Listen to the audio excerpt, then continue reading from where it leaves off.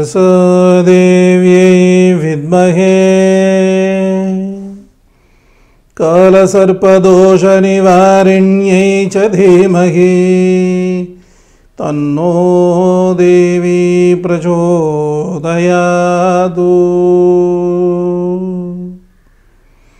ॐ ह्रीं श्रीं क्लीं ऐं मनसादेव्यै स्वाहा। ॐ ह्रीं श्रीं क्लीं ऐं मनसादेव्यै स्वाहा। ॐ ह्रीं श्रीं क्लीं ऐं मनसादेव्यै स्वाहा। श्रीमात्रे नमः। మానస వైభవం కార్యక్రమానికి స్వాగతం. యోగి ప్రేక్షకులందరికీ కూడా శుభాశీస్సులు. మనం మానస వైభవం కార్యక్రమంలో మానస అవతార రహస్యం, ఉపాసనా క్రమం, దివ్యలీలా విలాసం, భక్తుల యొక్క అనుభవాల అనుభూతులు ఇత్యాదులన్నీ కూడా మనం తెలుసుకుంటూ ఉన్నాం. మానసాదేవి కలికల్మషనాశిని, కలియుగ ప్రత్యక్ష దైవం. భక్తుల పాలిట కొంగు బంగారం. ఈ మహాదేవికి సంబంధించినటువంటి ప్రధానమైన శక్తిపీఠాలు ఉత్తర భారతదేశంలో హరిద్వార్లో గంగా తీరంలో కొండపైన ఒకటి, దక్షిణ భారతదేశంలో ఆంధ్రప్రదేశ్ పశ్చిమ గోదావరి జిల్లా తణుకు పట్టణానికి కేవలం 10 కిలోమీటర్ల దూరంలో శ్రీ ముక్కమల మహాక్షేత్రంలో పావన వశిష్ఠ బ్రహ్మగుండ గోదావరి నదీ తీరాన వాల్మీకి దేవాలయంలో నవనాగ సహితంగా మానసాదేవి వెలుగొందుతోంది. ఈ రెండు ప్రధానమైనటువంటి పురాణ ప్రసిద్ధిగాంచినటువంటి శక్తిపీఠాలు. మానసాదేవి ఎంత భయంకరమైనటువంటి కాలసర్ప దోషాలనైనా సరే శాంతింపజేస్తుంది. సర్పదోషాలు, సర్పహత్యా దోషాలు, జంటనాగులను విడదీసిన దోషాలు, పాము పుట్టలు కూల్చిన దోషాలు, సర్పశాపాలు ఇత్యాదులన్నీ కూడా తొలగిస్తుంది మానసాదేవి. ఇటువంటి మహాదేవి ప్రధానమైనటువంటి నదీమ తల్లులైనటువంటి గంగా తీరంలోనూ గోదావరి తీరంలోనే కొలువై ఉన్నది. అయితే ఇక్కడ గోదావరి మాహాత్మ్యం కనుక మనం తీసుకున్నట్లయితే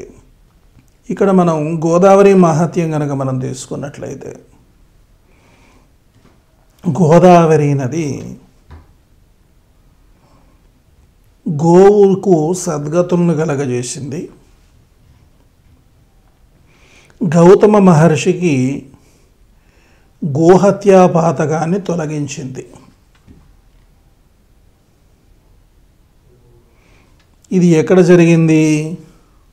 పశ్చిమ గోదావరి జిల్లా కొవ్వూరు గోష్పాద క్షేత్రం, గౌతమాశ్రమం. అసలు గోదావరి నది ఎందుకు పుట్టింది? గౌతమ మహర్షికి ఆపాదింపబడినటువంటి గోహత్యా దోషాన్ని పోగొట్టుకోవడం కొరకు గౌతమ మహర్షి నాసికా త్రయంబకేశ్వర క్షేత్రానికి వెళ్ళి తపస్సు చేసి పరమేశ్వరుని మెప్పించి శివజటాజూటం నుండి గోదావరి మాతను గోవు యొక్క నాసికారంధ్రముల గుండా ప్రవహింపజేసి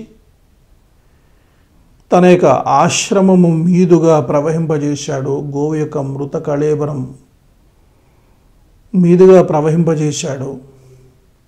దాంతో గోవుకు సద్గతులు కలిగాయి. గోదావరి మాత తన యొక్క లక్ష్యాన్ని ఛేదించింది. ఎక్కడ అంటే గౌతమాశ్రమమైనటువంటి కొవ్వూరు దగ్గర మాత్రమే. కొవ్వూరు గోష్పాద క్షేత్రము, అదే గౌతమాశ్రమము, అదే గోవూరు కొవ్వూరైంది. ఆ తర్వాత బ్రహ్మగుండం మీదుగా ప్రవహించి, అంటే గోదావరి సప్త గోదావరులుగా సాగర సంగమం చేస్తోంది. ధవళేశ్వరం దగ్గర గోదావరి 2 పాయలుగా విడిపోతుంది. ఒకటి గౌతమి, ఒకటి వశిష్ఠ. వశిష్ఠ మహర్షి ఆ యొక్క గోదావరి మాత యొక్క ఉద్ధృతిని తగ్గించటం కోసం దర్భపుల్లతో గోదావరిని 2గా చీల్చి తన కూడా ఆ యొక్క గోదావరి మాతను తీసుకుని వెళ్ళి సాగర సంగమం చేయించడం జరుగుతుంది. ఈ యొక్క ప్రవాహం బ్రహ్మగుండం మీదుగా వెడుతూ ఉంటుంది. ఈ బ్రహ్మగుండంలో ఉండే గొప్ప విశేషం ఏమిటి? పాముకి నరరూపం ఇచ్చినటువంటి గొప్ప ప్రదేశం. మానసాదేవి తపస్సు చేసిన ప్రదేశం. గోదావరి స్నానానికి ప్రధానమైన స్నానఘట్టం ఏదంటే బ్రహ్మగుండం అని చెప్పి చెప్తారు. ఈ బ్రహ్మగుండ గోదావరి ముక్కమల మహాక్షేత్రంలో ఉంది. ఈ తీరంలోనే మానసాదేవి తపస్సు చేసి బ్రహ్మదేవుణ్ణి మెప్పించి సత్యలోకాన్ని నిత్య నివాసంగా వరం పొంది సత్యలోకానికి వెళ్ళిపోయింది ఆ మహాదేవి. అటువంటి అపురూపమైనటువంటి ఈ యొక్క గోదావరి నదిలో ధర్మాంగదుడనేటువంటి కాశ్మీరు దేశభురాజుకు పూర్వజన్మ శాపవశాన పాము పుడితే అబ్బాయి పుట్టాడని చెప్పి అబద్ధం చెప్పి కత్తికి బాసికం కట్టి యుక్త వయసు రాగానే త్రైలోక్య సుందరైన అమ్మాయికి ఇచ్చి వివాహం చేస్తే, వివాహమైన చాలా కాలానికి తన భర్త ఏడని చెప్పి నిలదీస్తే, తన భర్త పామనే విషయం తెలుసుకుని ఎలాగైనా సరే నా భర్తకు నరరూపం తీసుకొని రావాలని చెప్పేసి అత్తమావల యొక్క నుజ్జి తీసుకొని పామును పెట్టెలో పెట్టుకుని అన్ని నదుల్లో స్నానం చేయించిన నరరూపం రాకపోతే మునుల సూచన మేరకు ముక్కబల చేరి గోదావరిలో స్నానం చేయబోతూ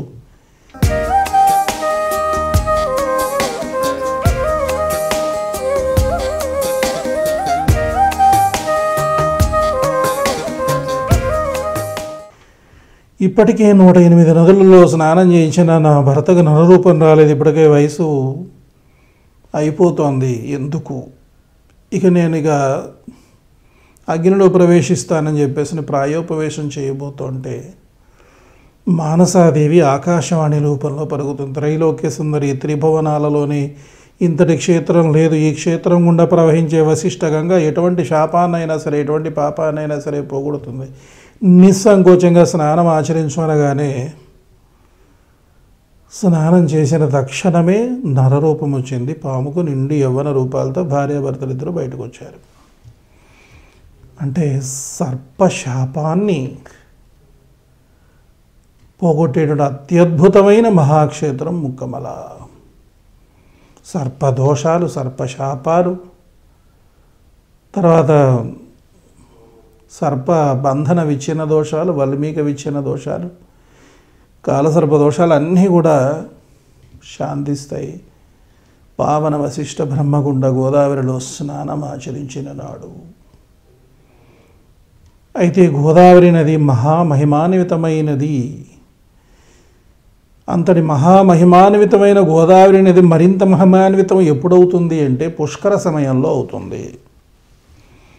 పుష్కర సమయంలో తీర్థరాజు అయినటువంటి పుష్కరునితో బృహస్పతి 30 కోటి దేవతలతో సహా గోదావరి నదిలో వసిస్తాడు. గోదావరి నదిలో ఉంటారు. గోదావరి నదీ తీరంలో ఉండదు కదా, గోదావరి నదిలోనే ఉంటారు. అప్పుడు గోదావరి నది సకల దేవతా స్వరూపిణి అవుతుంది. గోదావరికి ఆది పుష్కరము, అంత్య పుష్కరము అని 2 పుష్కరాలు వస్తాయి. ఎందుకని అంటే గౌతమ మహర్షి కారణం చేత ఏర్పడ్డాయి పుష్కరాలు. గౌతమ మహర్షి కారణం చేత ఏర్పడినట్టు గోదావరికి మాత్రం 2 సార్లు వస్తాయి పుష్కరాలు. ఆది పుష్కరము, అంత్య పుష్కరము. గురుడు సింహరాశిలో ప్రవేశించినప్పుడు గోదావరికి ఆనాటి నుండి 12 రోజుల పాటు ఆది పుష్కరాలు వస్తాయి. సింహరాశిని విడిచిపెట్టి కన్యారాశిలో ప్రవేశించే ముందు 12 రోజులు అంత్య పుష్కరాలు అవుతాయి. ఆది పుష్కర స్నానం, అంత్య పుష్కర స్నానం 2 స్నానాలు కూడా మనం ఖచ్చితంగా చెయ్యాలి. ఎప్పుడైతే ఈ యొక్క గోదావరి ఆది పుష్కర, అంత్య పుష్కర స్నానాలు చేస్తారో శాపరహితులు కాగలరు, దోషరహితులు కాగలరు, పాపరహితులు కాగలరు. అంత మహత్యము గోదావరి ఆది పుష్కర స్నానానికి, అంత్య పుష్కర స్నానానికి ఉంది. గోదావరి పుష్కర సంపూర్ణ స్నాన ఫలం దక్కాలంటే గోదావరి ఆది పుష్కర స్నానం, గోదావరి అంత్య పుష్కర స్నానం 2 స్నానాలు చేయాల్సింది. అప్పుడే ఈ యొక్క పూర్ణ పుష్కర స్నాన ఫలం దక్కుతుంది. మనం సత్ఫలితాలను సాధించగలుగుతాము. అందులోనూ సర్పదోషాలున్నవాళ్ళు, సర్పశాపాలున్నవాళ్ళు, జంట నాగులను విడదీసినటువంటి దోషాలు పట్టుకున్నటువంటి వాళ్ళు, పాము పుట్టలు కూల్చినటువంటి వాళ్ళు, కాలసర్ప దోషాలతో ఇబ్బందులు పడుతున్నటువంటి వారు గోదావరిలో స్నానం చేసి ఆ గోదావరి జలాన్ని తీసుకుని వచ్చి మానసాదేవికి అభిషేకం చేసినట్లయితే ఆ దోషాలు, శాపాలు, పాపాలన్నీ కూడా తొలగిపోతాయి. మానసాదేవే మహామహిమాన్వితురాలు, గోదావరి మాతయే మహామహిమాన్వితురాలు, బ్రహ్మగుండ క్షేత్రం మహిమాన్వితమైంది.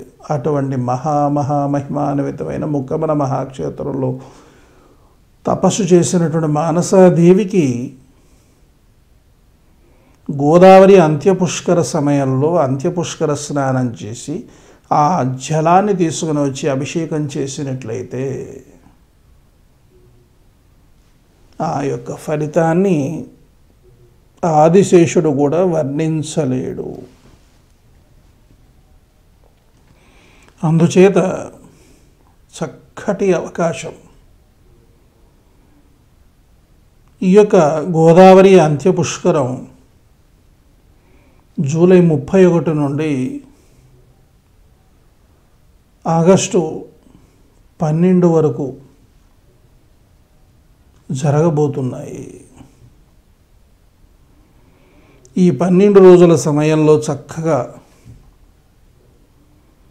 అంత్యపుష్కర స్నానం ముక్కమల మహాక్షేత్రంలో చేసి ఆ జలాన్ని తీసుకుని వచ్చి మానసాదేవికి అభిషేకం చేసినట్లయితే అఖండమైనటువంటి స్థితి మనకు లభిస్తుంది. ఎంత భయంకరమైన దోషమైనా సరే, శాపమైనా సరే, పాపమైనా సరే తొలగిపోతుంది. అసలు గోదావరి ఆది పుష్కర స్నానం కంటే అంత్య పుష్కర స్నానమే చాలా గొప్పది, బహుశక్తివంతమైనటువంటిది. ప్రతి నదికి ఏదో ఒక నదికి ప్రతి సంవత్సరము పుష్కరం వస్తూనే ఉంటుంది. కానీ అంత్య పుష్కరం అనేది కేవలం గోదావరి నదికి మాత్రమే రావడం చేత గోదావరి అంత్య పుష్కర స్నానం అనేటువంటిది 12 సంవత్సరాలకు ఒక్కసారి మాత్రమే చెయ్యగలము. గోదావరి పుష్కర స్నానం, ఆది పుష్కర స్నానం చెయ్యలేనటువంటి వాళ్ళు ఎవరైతే ఉన్నారో, చెయ్యనటువంటి వారు ఎవరైతే ఉన్నారో, గోదావరి అంత్య పుష్కర స్నానం కనుక చేసినట్లయితే పూర్ణ ఫలాన్ని దక్కించుకుంటారు. అందుచేత గోదావరి అంత్య పుష్కర స్నానం చాలా ప్రధానమైనటువంటిది. చక్కగా గోదావరి అంత్య పుష్కర సమయంలో 12 రోజుల్లో ఏదో ఒక రోజు శుభ్రంగా చక్కగా స్నానం చేసి బ్రహ్మగుండ గోదావరి జలాన్ని తీసుకుని వచ్చి చక్కగా మానసాదేవిగా అభిషేకించినట్లయితే అఖండ ఫలాన్ని సిద్ధింపజేసుకుంటారు. ఎందుకంటే అంత్యపుష్కర స్నానం యొక్క విశిష్టత తెలియనటువంటి కొంతమంది అంత్యపుష్కర స్నానానికి రారు.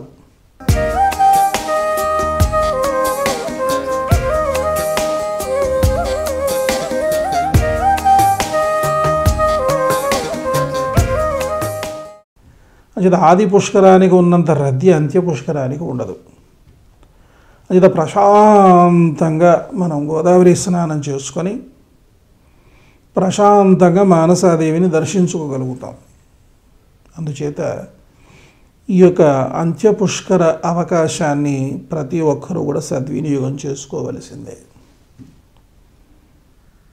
అందుచేత చాలా ముఖ్యమైనటువంటిది ఏంటంటే ఈ గోదావరి అంత్యపుష్కర స్నానము. అసలు గోదావరి స్నానం చేస్తే చాలు, ఇంకేమీ చేయక్కర్లేదు. పూజలు అవసరం లేదు, స్తోత్రపారాయణాలు అవసరం లేదు, జపాలు అవసరం లేదు, ధ్యానాలు అవసరం లేదు, హోమాలు అవసరం లేదు, యజ్ఞయాగాది క్రతువులు అంతకంటే అవసరం లేదు. చేత గోదావరి స్నానం చేస్తే చాలు. బ్రహ్మకుండం ఏతు పశ్యంతి తేమామ్యాంతి సునిశ్చయం అన్నాడు బ్రహ్మదేవుడు. బ్రహ్మగుండాన్ని ఎవరైతే జీవితంలో ఒక్కసారి దర్శిస్తారో వాళ్ళకి బ్రహ్మపదమైన మోక్ష సామ్రాజ్య సిద్ధి కలుగుతుంది అన్నాడు. అంత మహిమాన్వితమైనటువంటిది బ్రహ్మగుండ గోదావరి స్నానం. బ్రహ్మగుండ క్షేత్రమే మహామహిమాన్వితమైనది. బ్రహ్మగుండ గోదావరి స్నానం మరింత మహిమాన్వితమైనది. పుణ్యక్షేత్రం, మహాక్షేత్రం ఇది. పుణ్యక్షేత్రే జగత్రయే అన్నాడు. జగత్రయంలోనే పుణ్యక్షేత్రము ముక్కమల బ్రహ్మగుండ మహాక్షేత్రము అన్నాడు బ్రహ్మదేవుడు. ఇప్పుడు కన్న తల్లి ఈ పిల్లాడు మంచివాడు, ఈ పిల్లాడు గొప్పవాడు అని ప్రత్యేకంగా ఒకరు చూపించి అనదు. సృష్టికర్త అయినటువంటి బ్రహ్మదేవుడే ముక్కమల మహాక్షేత్రం జగత్రయంలోనే పుణ్యక్షేత్రం అన్నాడు. అంటే ఎంత మహిమాన్వితమైనదైతే ఈ యొక్క మహాక్షేత్రం జగత్రయంలోనే పుణ్యక్షేత్రం అంటాడు బ్రహ్మదేవుడు. అంత మహత్యము బ్రహ్మగుండానికి ఉన్నది. అందులో అంత్యపుష్కర స్నానాన్ని సద్వినియోగం చేసుకోండి. అవకాశం సద్వినియోగం కావలసిందే. ఎందుకంటే మరల 12 సంవత్సరాల తర్వాత మనం ఎట్లా ఉంటామో మనకేం తెలుసు. పెద్దవాళ్ళు అన్నారు, రేపు మా పని గడపుట ఏల, రేపటి దినము మనదో కాదో. ఏమో ఎవడో తెలుసు. అందుచేత అంత్యపుష్కర స్నానం సద్వినియోగం చేసుకోవలసిందే. గోదావరి ఆది పుష్కర స్నానం చేయనటువంటి వారందరూ కూడా గోదావరి అంత్యపుష్కర స్నానం చేస్తే అఖండ ఫలాన్ని సిద్ధింపజేసుకోవచ్చు. ఈ గోదావరి పుష్కర సమయంలో 12 రోజులు కూడా గోదావరి తీరంలో నివాసం ఉండి 12 స్నానాలు కనుక చేసినట్లయితే ఆ వ్యక్తి సాధించలేనిదంటూ ఇంకా ఏమీ కూడా ఉండదు. అంత శక్తి ఉంటుంది అంత్యపుష్కర స్నానానికి. అసలు పుష్కర స్నాన సమయం, పుష్కరాల సమయంలో చేయాల్సింది ఏమిటంటే స్నానమే. ఇక తర్వాత వచ్చే ఇది దానాలు, పూజలు, స్తోత్రాలు, జపాలు, ధ్యానాలు, హోమాలు, యాగాలు, పిండ ప్రదానాలు ఇవన్నీను. అందుచేత గుర్తుపెట్టుకోవాల్సింది ఏమిటంటే గోదావరి పుష్కర సమయంలో చేయవలసింది ప్రధానమైనటువంటిది స్నానం మాత్రమే. అందుచేత గోదావరి పుష్కర స్నానం చేయడానికి ప్రయత్నం చేయండి. గోదావరి అంత్య పుష్కర స్నానం అఖండ ఫలప్రదం. గోదావరి పుష్కర స్నానానికి ప్రధానమైన స్నానఘట్టాలు ఎన్నుకోండి. గోదావరికి ఎన్నో ప్రధానమైన స్నానఘట్టాలు ఉన్నప్పటికీ గోదావరి తీరంలో అనేకమైన పుణ్యతీర్థాలు ఉన్నప్పటికీ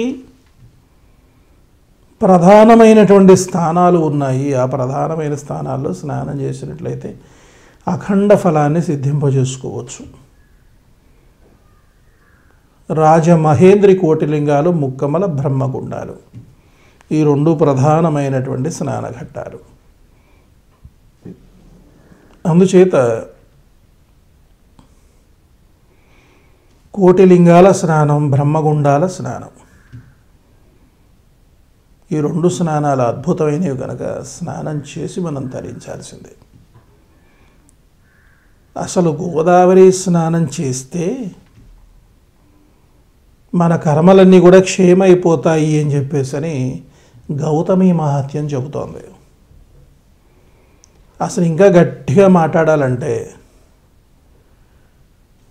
గంగానదికే పవిత్రతను చేకూర్చేది గోదావరి. ఎట్లాగండి? గోదావరిలో నీళ్లు తీసుకుని వెళ్ళి గంగలో కలిపితే గంగా నది పునీతమవుతుంది అని చెప్పేసి పురాణాల్లో చెప్పబడుతోంది. అందుచేతనే గోదావరి స్నానం చేసి గోదావరి జలం తీసుకుని కాశీక్షేత్రానికి వెళ్ళి కాశీ గంగలో కలిపి అప్పుడు స్నానం చేస్తారు. గంగానది అత్యంత పవిత్రమైన నదిగా భారతీయులందరూ కూడా కొలుస్తారు. కానీ అటువంటి అతి పవిత్రమైన గంగానదికే పవిత్రతను చేకూర్చేటువంటి నది ఏది అంటే గోదావరి. అంత మహత్యం గోదావరికి ఉందండి. అసలు ఆ తల్లి యొక్క మహిమ వర్ణనాతీతం.